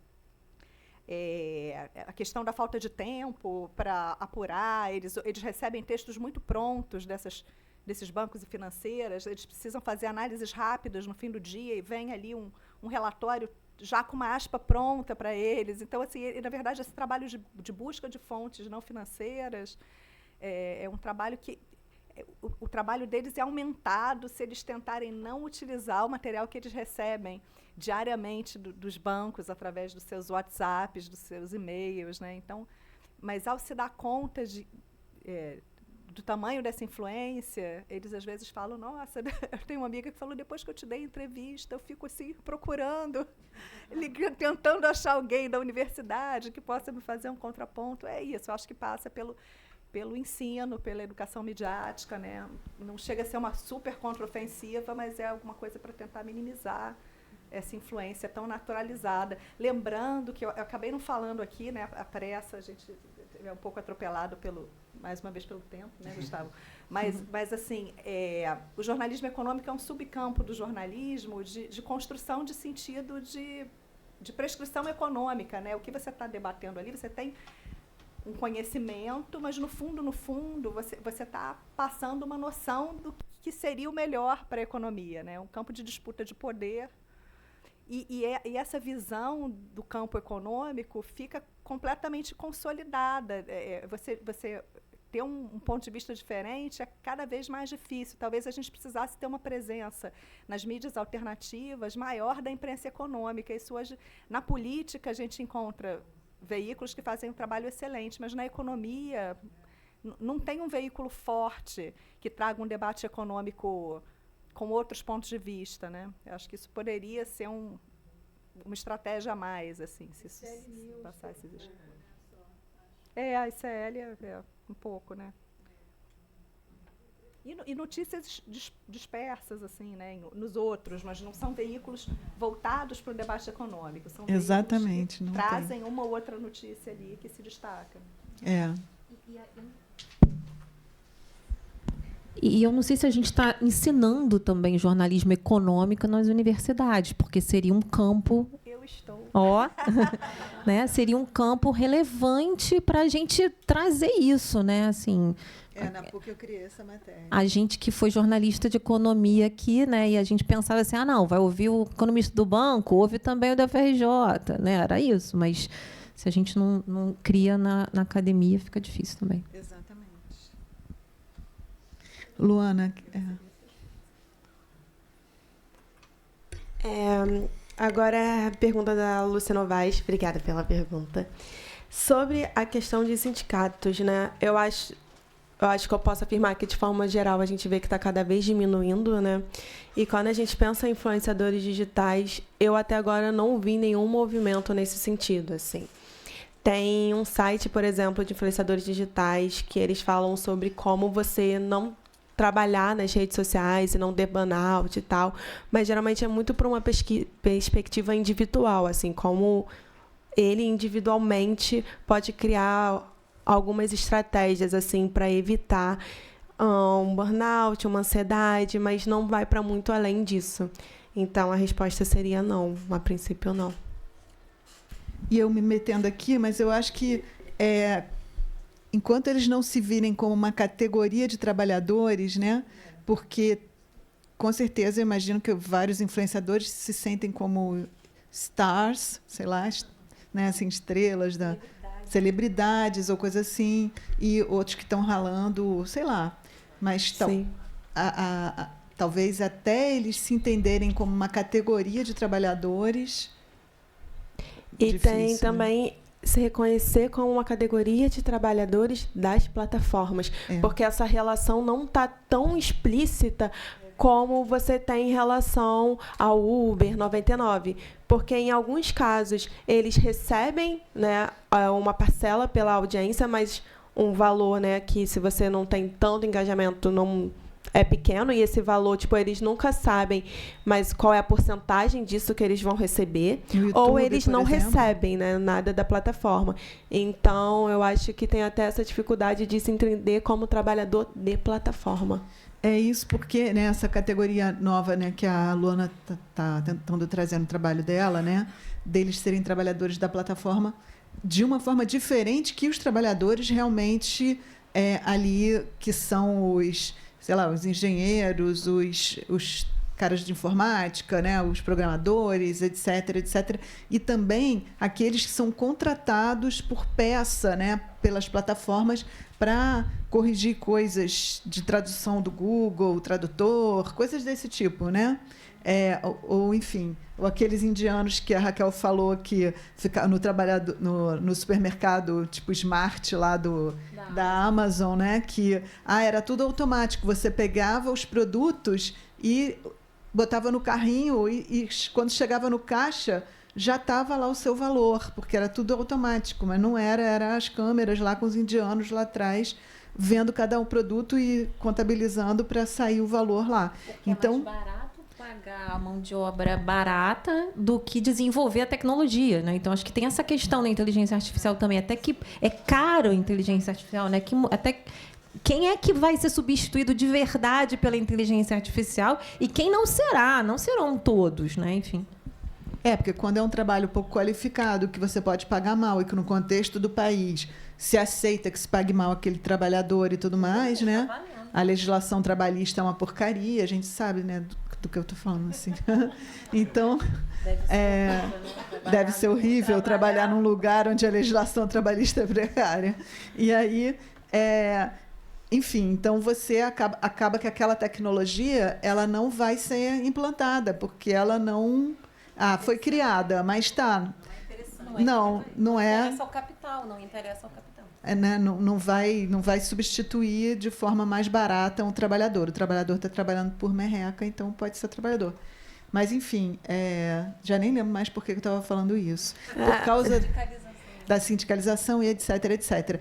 Mas aí uma coisa também que é importante, que estava lá no trabalho da Luana, né? Que é importante também destacar e que acho que acabou que, por causa da correria, não sei se você falou, que é a questão de que o algoritmo da plataforma, se a pessoa não publica com regularidade, ele para de mandar para os seguidores, seguimores, fatimores. Não manda. Então, a regularidade que ela estava falando, que a pessoa, né, e que por isso também ela traz como uma possibilidade de ser um trabalhador, né, a perspectiva de ser um trabalhador para essas plataformas, é porque elas seguem regras das plataformas, senão elas não chegam na sua audiência. E aí nenhuma marca vai também querer anunciar com a pessoa, né, que a pessoa faça ali o anúncio da marca, porque ela não vai estar atingindo o público. E quem define que atinge o público é o dono das máquinas lá que tem o algoritmo, né, é o dono da plataforma. Então, ela está trabalhando sob a chefia, né, desses programadores que programam de acordo com o que os donos das plataformas acham que deve, né? Mas, ao mesmo tempo, tem autoexploração, né? Ao mesmo tempo, tem essa autoexploração. Sempre que eu vejo Luana falando, eu fico pensando nesse componente da autoexploração. Acho que atrapalha ele se ver como um trabalhador se ele está ali por desejo próprio, dentro de um sonho capitalista de ganhar um monte de jabá, de ter uma audiência, olhando para ele, ganhar dinheiro fácil, entre aspas, né? Exatamente. É o que eu ia complementar, né? Os influenciadores, geralmente, eles se entendem como empreendedores. Então, é justamente isso, né? A gente pode recuperar o Datô e o Laval, que vai falar que o sujeito neoliberal ele e o trabalho não se mais dissociam, assim, né? Eles se tornam uma coisa só, e você vê muito isso nos influenciadores. Então, a Bianca Andrade, ela tenta se dissociar da Boca Rosa, mas as pessoas olham para ela e, às vezes, a chamam primeiro de Boca Rosa para depois chamar de Bianca Andrade. Então, eu acho que tem também esse movimento, né? Que dá essa ideia de ser uma escolha própria, né? Além disso, eu acho que é sempre importante lembrar que empreendedores... a maioria dos empreendedores também são trabalhadores, né? Eu gosto muito da definição de classe trabalhadora do Ricardo Antunes, quando ele fala que a classe trabalhadora é a classe que vive do trabalho, tudo com hífenzinho, uma categoria própria, assim. Porque se você vive do trabalho, não da expropriação e da expoliação do trabalho alheio, você é trabalhador, você é classe trabalhadora. Se você parar de trabalhar e daqui a 6 meses você não conseguir pagar o aluguel, você é classe trabalhadora. Se você é artista fazendo sua própria arte, você é classe trabalhadora. Se você está na academia, se você está aqui nesse evento, você é classe trabalhadora. Porque eu imagino que um capitalista burguês não quereria vir num evento de... Sorte a nossa, né? Pois é. Mas só para fazer uma pequena complementação também do que vocês estavam falando sobre inteligência artificial, é importante lembrar também, né, que a inteligência artificial ela não cria valor. Porque todos aqui, né, seguimos a teoria do valor trabalho, do Marx, e o trabalho ele é criado por trabalhadores. O valor é criado por trabalhadores. A inteligência artificial ela funciona como capital constante. Ela só transfere valor já criado para um produto e se deteriora no processo. E também deteriora ecossistema, natureza, onde tiver, né, as bases ali de captação e transferência de dados, né, água.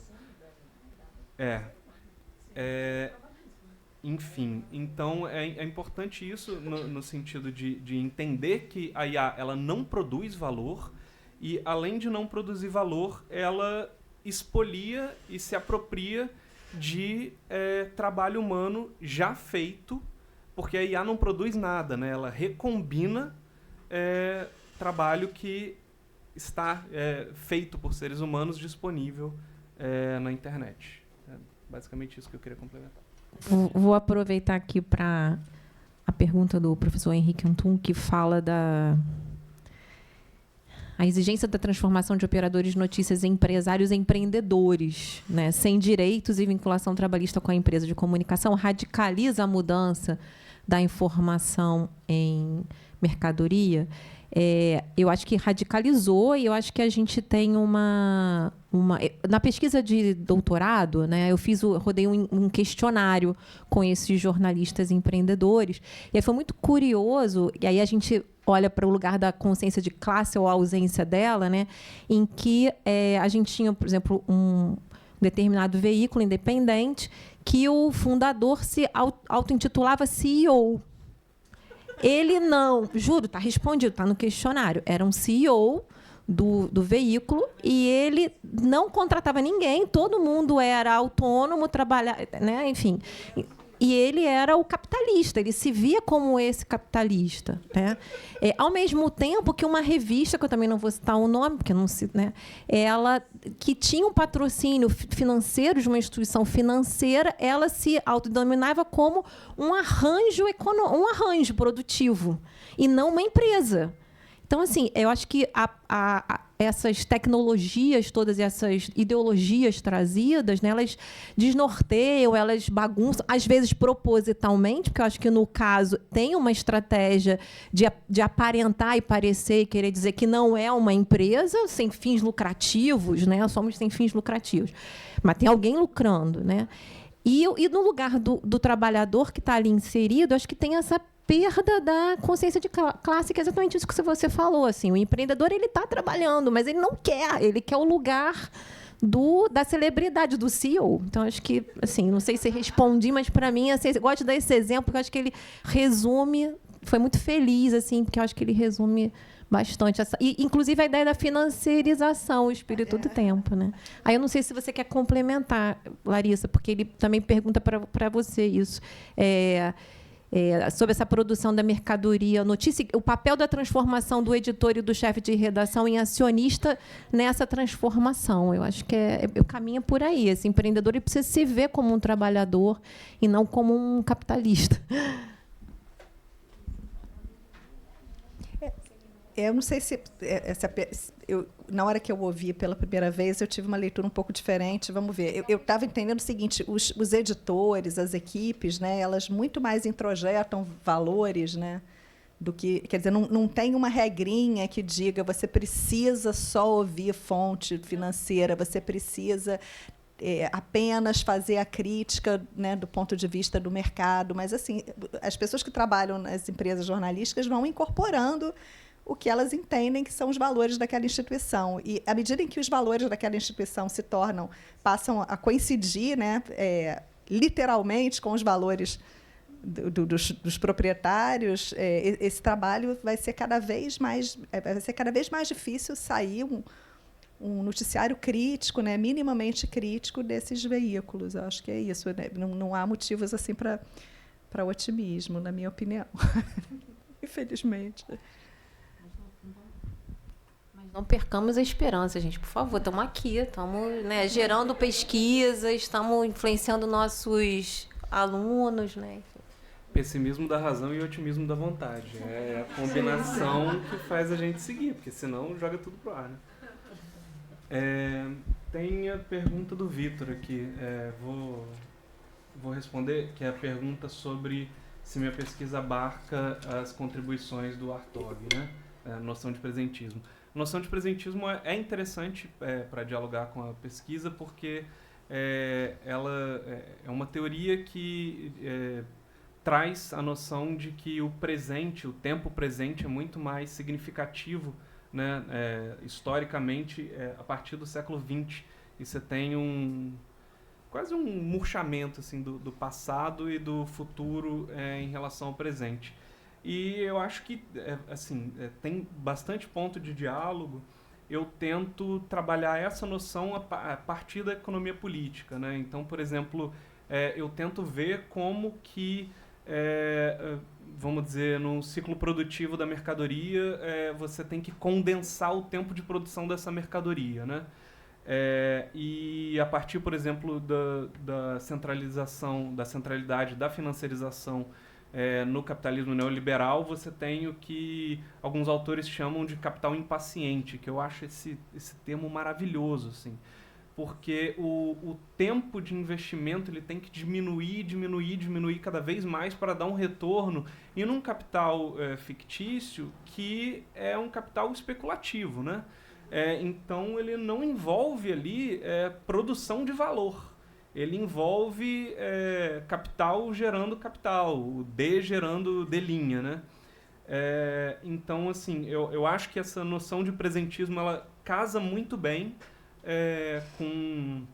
com essa necessidade de aceleração do ciclo produtivo e também com a noção do capital fictício que se centraliza a partir das relações neoliberais. E sobre dimensões cognitivas e neurológicas,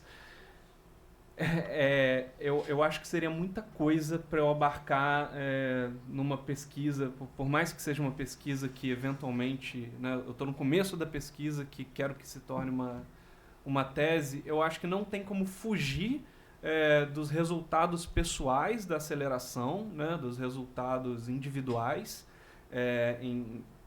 da aceleração social, mas ao mesmo tempo eu acho que não teria como entrar com, enfim, né, com a profundidade necessária em questões de dimensão cognitiva, por exemplo. Mas eu acho que eu vou emendar rapidinho aqui também na do Gilberto, porque eu acho que a do Gilberto dá para responder bem rápido, que é sobre a aceleração do tempo provocada e permitida pelas plataformas, como acelerar áudio no WhatsApp e vídeo no YouTube, né? Eu acho que isso casa muito também com essa dinâmica que é intensificada desse borramento do tempo de trabalho e do mais trabalho, de ver todo o tempo como um tempo produtivo, né? Você traz para a esfera pessoal a lógica do tempo produtivo. eu e o Dardot e o Laval também vão nadar de braçada nisso, né? Trazendo essa noção do homem neoliberal, né? Do pensamento neoliberal e como ele se entranha no nosso tempo livre, né? Então, essa coisa de... tem uma tirinha maravilhosa, gente. Tirinha são ótimas fontes de conhecimento. Tem uma tirinha maravilhosa do Rafael Salimena, Linha do Trem, que é ele basicamente percebendo que ele estava transformando todo o tempo livre dele em eu preciso ler uma quantidade X de livros em não sei quanto tempo, eu preciso jogar não sei quantos jogos de videogame. Você traz toda essa lógica produtiva para uma dinâmica pessoal e eu acho que as tecnologias digitais, elas intensificam muito esse borramento entre o tempo que é seu e entre o tempo livre e o tempo de trabalho, e as dinâmicas do tempo de trabalho vão colonizando aos poucos as dinâmicas de tempo livre. E a aceleração de áudio no WhatsApp e vídeo é muito isso, assim, você quer consumir aquilo o mais rápido possível para você consumir uma outra coisa.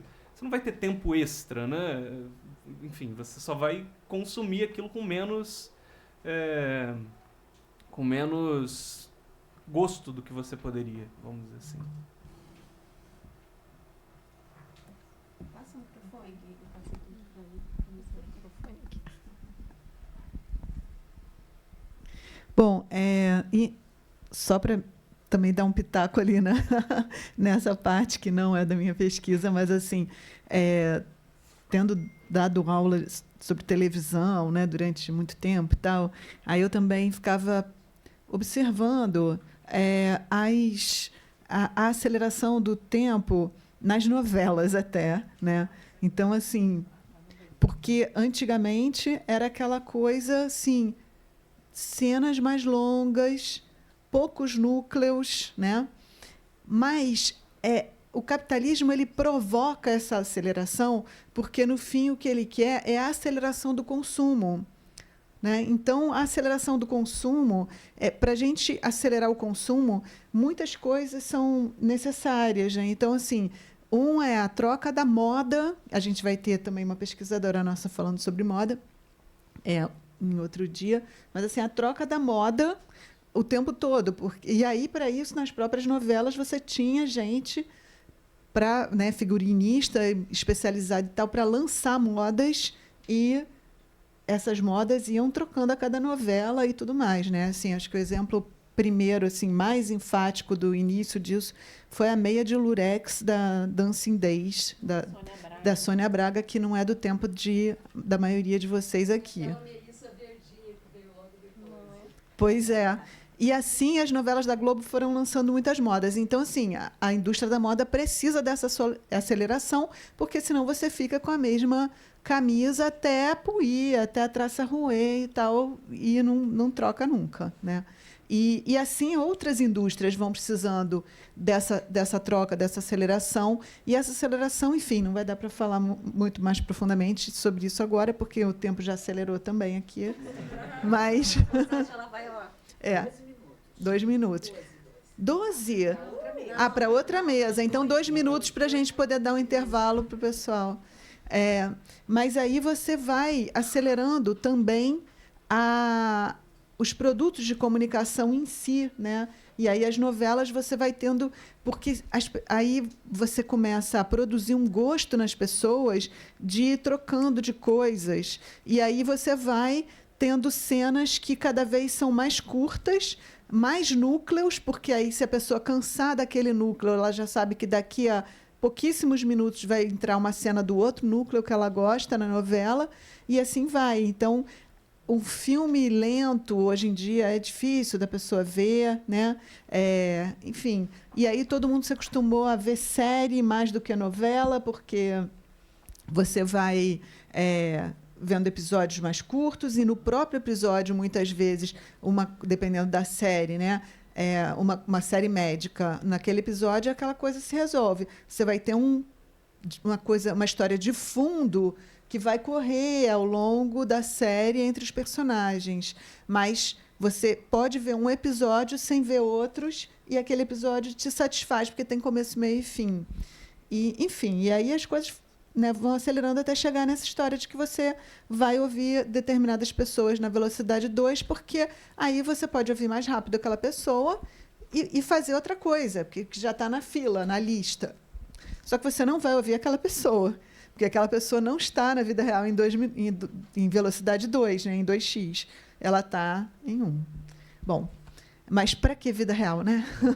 Quem tiver interesse sobre isso que a Patrícia está falando, né, que é mais um tempo voltado para a narrativa, por exemplo, ela deu o exemplo da novela, tem uma trilogia de livros do Paul Ricoeur que chama Tempo e Narrativa, que ele fala justamente, não necessariamente sobre a dinâmica de aceleração, mas sobre como funciona a dinâmica do tempo em narrativa, principalmente em literatura, mas daí dá para derivar outros tipos de arte. Assim. É bem interessante. E com isso a gente encerra essa mesa, agradecendo muito a todos e todas. E vamos para o cafezinho. Não sei se tem cafezinho, mas banheiro tem. Às 4 em ponto já vai começar essa mesa, a nova mesa aqui, certo? Mesmo link. É isso? Tchau.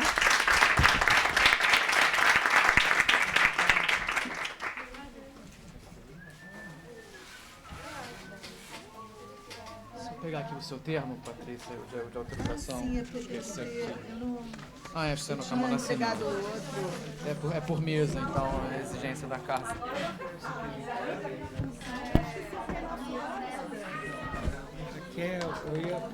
Quando você falou o negócio dos arranjos, eu ia pedir a palavra por um instantinho, mas aí a Viola ia puxar a orelha.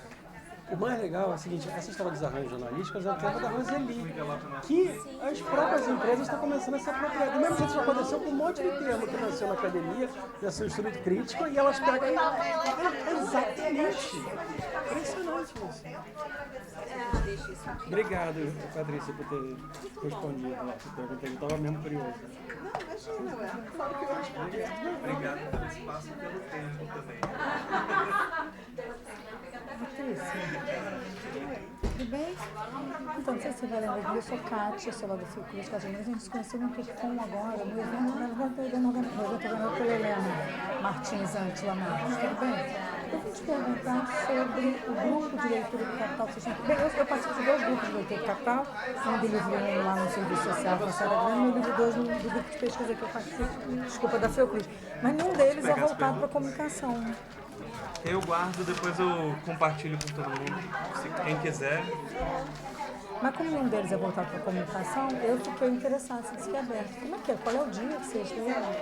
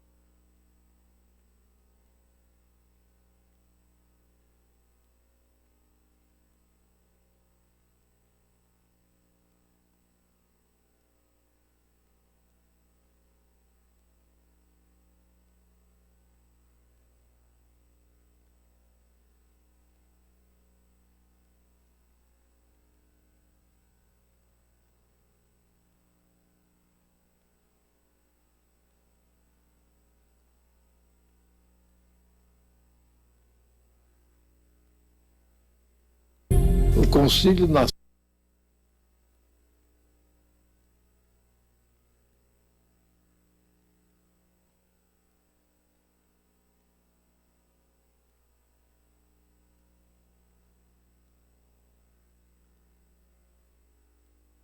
O Conselho